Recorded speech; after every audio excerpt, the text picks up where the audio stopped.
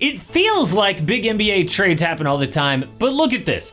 In 2014, there was just one huge deal, Kevin Love to the Cavs. Then back-to-back years with 0 major trades. 2017 was crazy, Jimmy, PG, Kyrie, CP3, Blake Griffin, all in 1 year. Then back to one deal, Kawhi for DeMar DeRozan 2018. 2019 was a good run. Then back-to-back years of just James Harden, D'Lo, and Russell Westbrook. Then the last 2 seasons have been insane. Look at this. And so far, just 2 big trades this year, Bridges and DeJounte Murray. So it's about to pop off. I believe there are 10 potential trades that could rock the NBA.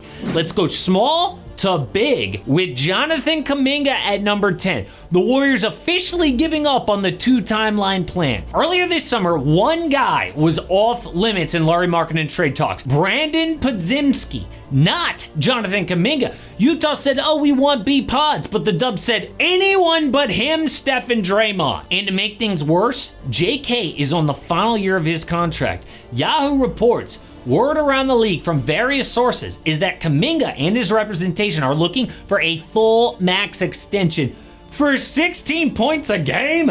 Look, I know he is good for his age, but we said that about a different young Warrior, and look at how that turned out, Jordan Poole. But work used to be a huge stressor in my life before I got on YouTube. I mean, when I worked in TV, everything was up in the air all the time, and I found therapy was a huge help, just a safe space to at least talk. I loved having a person to talk to without fear of judgment. So today's sponsor is BetterHelp. They connect you with a licensed therapist who is trained to listen and give helpful, unbiased advice, and it's super easy. I personally tried BetterHelp to check them out, and I had a great experience with my therapist. But the cool part about online therapy is you can easily switch to find the right person for you, which is common actually in therapy, but a lot less awkward in the virtual world. Just go to their site and you can use my link, betterhelp.com/amhoops. You just answer a few questions and BetterHelp will match you with a professional who has years of experience helping people with struggles just like yours. You'll be matched with a therapist usually within 48 hours so you can get started fast. So let BetterHelp connect you to a therapist who can support you, all from the comfort of your own home. Visit betterhelp.com/amhoops or choose AM Hoops during sign up and enjoy a special discount on your first month. So number 9 is CJ McCollum. There's been a lot of talk about Brandon Ingram, but so far, no trade. Instead, maybe the Pelicans look to deal their vet point guard because they just got a young one in DeJounte Murray. And Hoops Hype already reported CJ is not untouchable in trade talks. His 2-year, $64 million extension just kicks in. And NOLA, one of the 2 teams that have never paid the luxury tax. So what would they rather have? BI walk for nothing this summer or deal CJ to a contender like the Lakers who need ball handling? Get at least 1 draft pick in return. Number 8 is any of the Blazers vets. They are obviously trying to tank for Cooper Flagg, highly motivated to make a trade. So Brian Windhorst says Jeremy Grant is one of the guys that teams look at. I don't think DeAndre Ayton is very tradable, but a guy to watch is Robert Williams. He could go to a contender and be a significant piece if he is healthy, like the Warriors, who might want to replace Kevon Looney at center, or the Lakers, who have already had trade talks on Jeremy Grant. So a big trade there is a matter of time. Number 7, Jalen Green. He and Alperen Şengün are on expiring rookie contracts, but Houston is only going to pay 1. And for a few years, Jalen got to do anything he wanted on a bad team. Then they hired Ime Udoka as head coach, who held him accountable. He benched Jalen for poor play, even though he was the number 2 pick.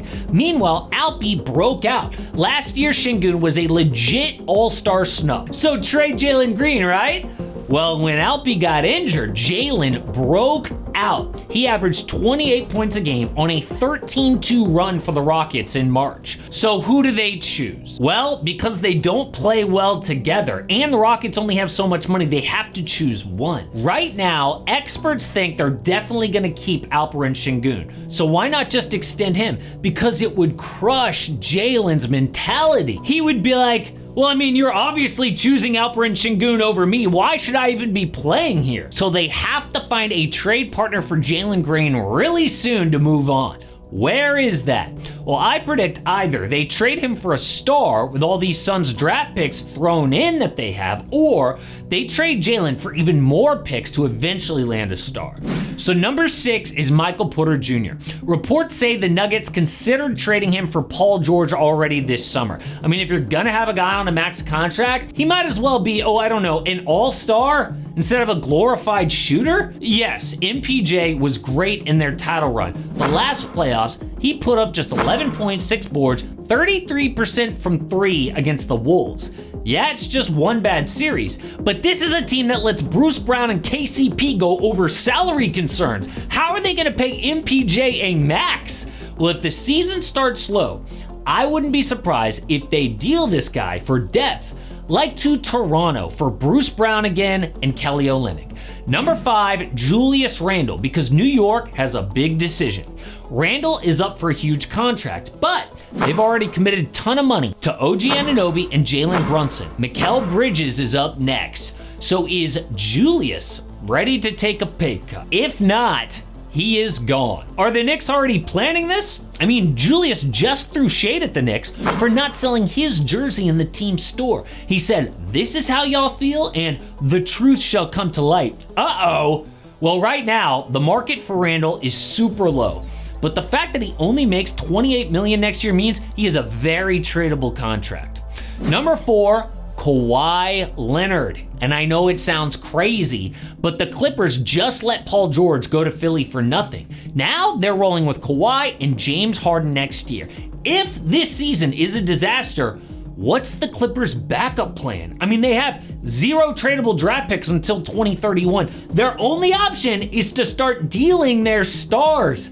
That's it. I mean, can you really envision Kawhi retiring as a Clipper? Or are they forced to deal him just to start a rebuild? I mean, LA has backed themselves into this corner with all of their moves in recent years. The obvious question here is Kawhi's health. But even trading him for cheap to open up cap space for a new star to come to LA is a legit option. Now, I am not saying that this happens at this year's trade deadline or anything, but if the Clips crash and burn this year, they will have to start looking at what options are out there for their biggest star. Number 3, Damian Lillard. The trade to Milwaukee did not turn out how people thought. Dame finally got his MVP level co-star in Giannis, but they struggled all year, had to fire their coach halfway through. Dame averaged over 32 points in his final year in Portland with decent efficiency. Then just 24 points in Milwaukee, below average from the field and 3, and he said he was miserable. Now imagine if the Bucks lose in the first round again? If that happens, it'll be 3 years in a row in Giannis's prime. They would panic. But what are they realistically gonna do? Trade Giannis?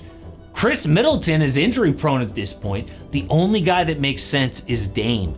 The experiment will have failed. Every other East team is improving. So there is big pressure on Milwaukee. Number 2 is Kyrie Irving. And I only mention this because he's on an expiring contract already. I mean, it feels like he just signed that 3-year extension yesterday. But boom, he is a potential free agent next year. The Mavs did not want to commit to Kyrie long term, so they locked him in for just 2 years plus a player option.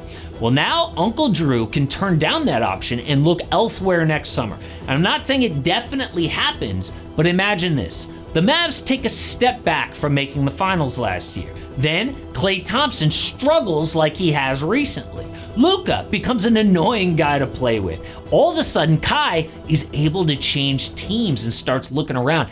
Is that crazy? No. And yeah, they just made the finals, but this is Kyrie we're talking about. Never be surprised if he pulls some wild stuff. This is no guarantee, but his short contract here means it's gotta be on the radar. But number 1 is a group of players that we've mentioned a million times. Zach LaVine, Jimmy Butler, Brandon Ingram, Kevin Durant, Trae Young. I grouped them together because I've got entire videos on each guy. All we know is a big move is gonna happen because it always does in the NBA. So this is an in-depth look at Jimmy Butler, who suddenly says he likes the Brooklyn Nets. And this is Kevin Durant, who is up for an extension in Phoenix, but still hasn't signed it.